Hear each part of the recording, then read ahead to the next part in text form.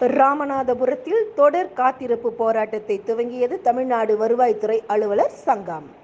GPS திட்டத்தை ரத்து செய்ய வேண்டும், புதிய ஓய்வூதிய திட்டத்தை ரத்து செய்வது, பழைய ஓய்வூதிய திட்டத்தை அமுல்படுத்த வேண்டும் உள்ளிட்ட கோரிக்கைகளை வலியுறுத்தி கடந்த பிப்ரவரி மாதம் 22ஆம் தேதி துவங்கி தமிழ்நாடு வருவாய்த்துறை அலுவலர் சங்கம் பணி புறக்கணிப்பு போராட்டத்தை நடத்தி வரும் நிலையில் இன்று இரவு துவங்கி அந்தந்த மாவட்ட தலைவர்கள் உள்ளிட்ட மாவட்ட ஆட்சியர் அலுவலகம் முன்பாக இரவு பகல் என தொடர் காத்திருப்பு போராட்டத்தை துவக்க உள்ளனர்.